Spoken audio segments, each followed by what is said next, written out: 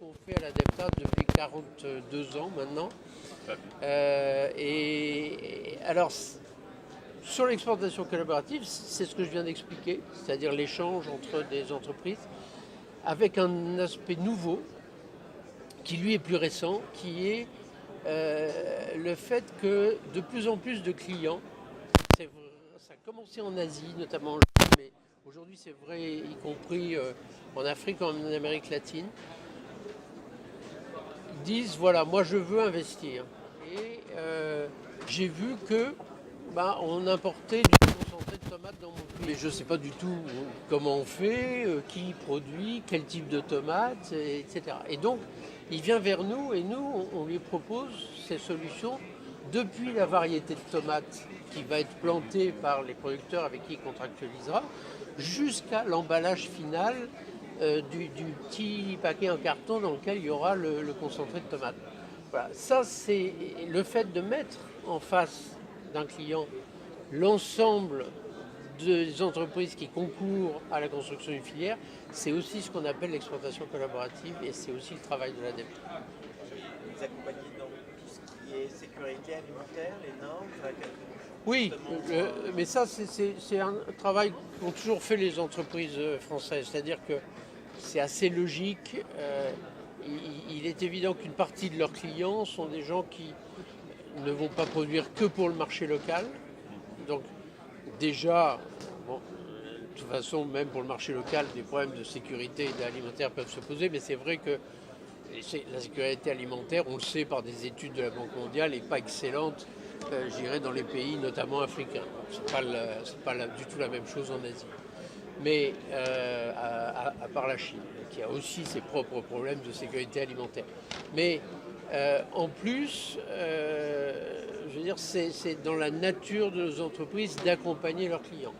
Et l'Adepta a même à une époque, on a soutenu la création d'une association africaine qui s'appelle l'AFEX, qui regroupait des petites entreprises agroalimentaires africaines, qui faisaient par exemple des jus de fruits, des confitures, etc., ou du beurre d'arachide. Et le travail qu'on faisait avec cette association, c'était de l'aider à rentrer en contact avec des experts ou des gens qui leur apprennent c'est quoi les normes européennes. Parce qu'aujourd'hui, si vous voulez vendre du beurre d'arachide, par exemple, sur l'Europe, vous avez beaucoup d'entreprises africaines qui ne passent pas les normes européennes. Donc, on faisait ce travail, y compris de les aider à avoir des financements européens pour être en contact avec des experts. Donc c'est de l'exportation collaborative, oui, et pas concurrente. Non, parce que alors ça c'est aussi c'est une question intéressante, mais c'est des débats qu'on a eus il y a 50 ans dans l'agriculture française, où il y avait des fois les exportateurs de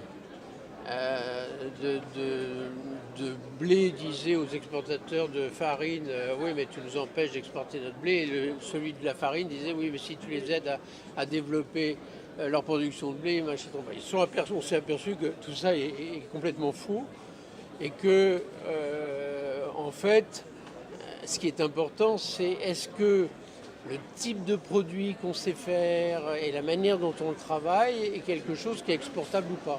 Pas toujours. Vous n'exportez pas la baguette française en Inde ou en Chine. Donc là, il a fallu, au contraire, s'adapter en disant, vu le type de pain que font les Indiens ou les Chinois, voilà le type de machine qui pourrait leur servir. Mais voilà, donc la concurrence, on a appris qu'elle ne jouait pas là-dessus. Au contraire, si justement un pays s'habitue au blé français, il s'habituera aussi à la farine française et inversement. De la même manière qu'on a appris aussi à nos entreprises qu'elles n'avaient pas à avoir peur de la concurrence entre elles. Si vous faites, je vais prendre un exemple dans l'agroalimentaire qui est un exemple récent parce qu'on a aidé des producteurs de pain d'épices français à aller en Corée du Sud. Et la première réaction d'un producteur de pain d'épices, c'est de dire mais moi je veux bien, ça m'intéresse la Corée du Sud, mais je vais aller tout seul.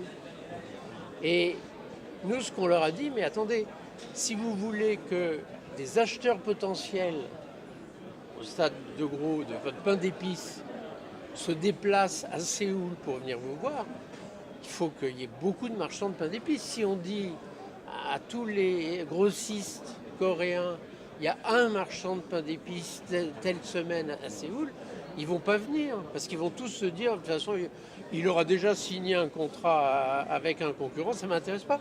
Si vous lui dites qu'il y a tous les marchands de pain d'épices français, oui, là, ça va les intéresser de venir.